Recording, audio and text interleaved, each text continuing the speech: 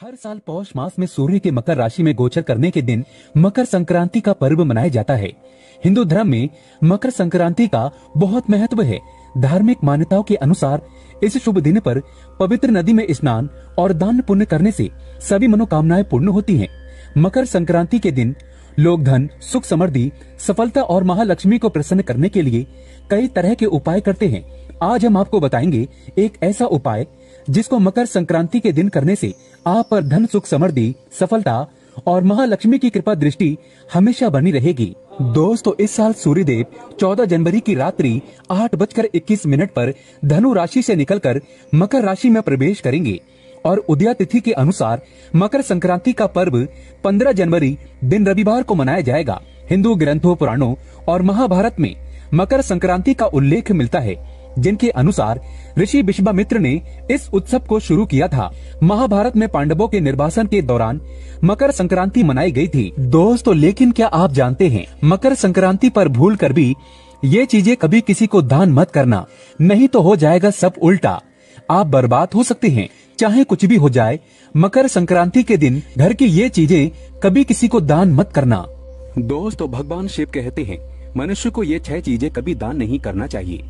आज हम आपको दुर्भाग्य को दूर करने वाली अचूक जानकारी देंगे। दोस्तों, दान करना आवश्यक है। दान के बगैर ना तो आपका भला होगा और ना ही किसी भूखे प्राणी का। दान करना हमारे जीवन में उतना ही जरूरी है जितना आप बाकी कार्य करते हैं। शास्त्रों में कहा जाता है कि मनुष्य को अपने पूरे जीवन में कम से कम 2 बार गुप्त दान अवश्य करना चाहिए। इससे नरक नहीं जाना पड़ता। दान सर्वश्रेष्ठ, मंगलकारी और आपके लिए बहुत ही शुभ माना गया है। परंतु क्या आप जानते हैं कई वस्तुएं ऐसी हैं जिसे आप दान नहीं कर सकते, जो कि भगवान शिव बताते हैं। ये 6 वस्तुएं ऐसी हैं जिसे आप दान नहीं कर सकते। साथ में हम ये भी जानेंगे शिव महापुराण के अनुसार वो कौन सी वस्तुएं हैं जिनका दान अगर व्यक्ति करता है तो कैसा भी दुर्भाग्य क्यों ना हो, कैसी भी तकलीफें क्यों ना हो, निश्चित रूप से दूर हो जाती है।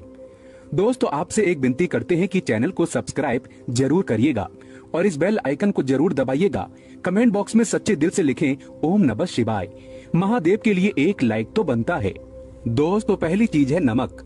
सोमवार के दिन नमक का दान करने से दुर्भाग्य और गरीबी या फिर जो परेशानी है वो दूर हो जाती है। यानी नमक का दान आपके समस्त दुर्भाग्य को दूर करने में सहायक है। नमक का दान करते समय आपको एक बात का ध्यान रखना आवश्यक है।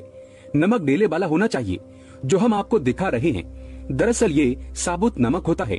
ये एक प्रकार का नमक ही होता है जो गोल गोल होता है, जिसे साबुत नमक कहते हैं। वो अगर आपको मिल जाए तो उसे अगर आप दान करते हैं तो वह सर्वश्रेष्ठ माना जाता है। पर पैकेट में जो नमक मिलता है जिसे आप भोजन बनाने के लिए इस्तेमाल करते हैं, वह नमक भी आप दान कर सकते हैं।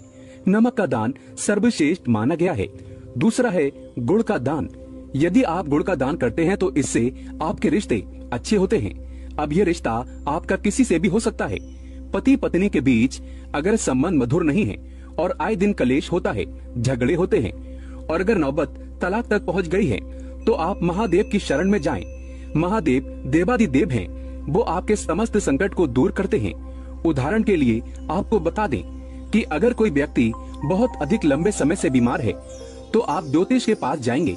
जहाँ भी जाएंगे तो वो आपको यही कहेगा कि भगवान शिव की शरण में जाओ, महामृत्युंजय मंत्र का जाप कराओ, महामृत्युंजय अनुष्ठान कराओ, रुद्राभिषेक कराओ। आपको वो कोई और देवता या फिर कोई और उपाय बता देते हैं कि आप उनकी शरण में जाएं और आप ये उपाय करें।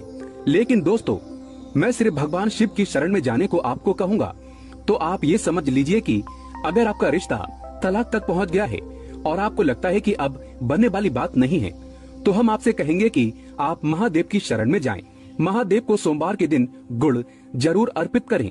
गुड़ का दान जरूर करें।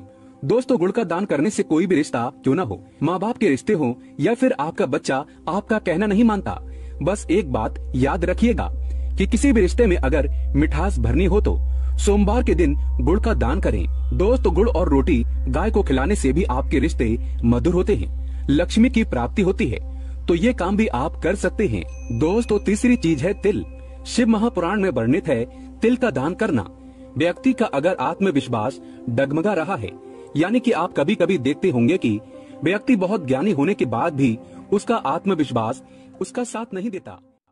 कभी कभी बच्चे पढ़ाई में अच्छे होते हैं, परंतु जब वो इंटरव्यू में पहुंचते हैं तो उनका कॉन्फिडेंस उनका साथ नहीं देता।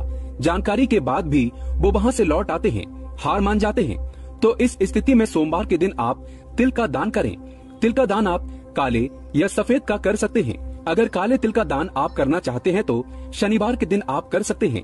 ये दिन भी काफी शुभ माना जाता है। इससे व्यक्ति को दुर्भाग्य छू भी नहीं सकता। दोस्तों, अनाज का दान करने से माँ अन्नपूर्णा आपका भंडार कभी खाली नहीं रखती। जैसा कि आप सभी लोग जानते हैं कि माँ अन्नपूर्णा शिव शक्ति अर्धांगिनी है, माँ जगदम्बा स्वरूप है, और उन्होंने भगवान शिव को ये वरदान दिया था कि जो व्यक्ति अन्न का अनादर नहीं करेगा उसका अन्न भंडार कभी खाली नहीं रहेगा। तो इस बात को आप कोई छोटी सी बात मत समझना कि अन्न भंडार खाली नहीं रहेगा। आपके भंडार खाली नहीं रहने का अर्थ यह है कि आपका घर धन से भरा रहेगा। और ये दोनों चीजें एक साथ जोड़कर इसीलिए देखी जाती हैं कि जिस व्यक्ति के खान पान का जो वैभव है वो भरा रहेगा, समृद्धि बनी रहेगी, उसके घर में धन की लक्ष्मी की भी कोई भी कमी नहीं रहती। तो इस प्रकार का दान आप शिव महापुराण में बताए समय के अनुसार यानी कि सोमवार को गेहूं चावल का दान करते हैं तो आपको अपने पूरे जीवन में कभी भी अन्न की कमी नहीं होगी।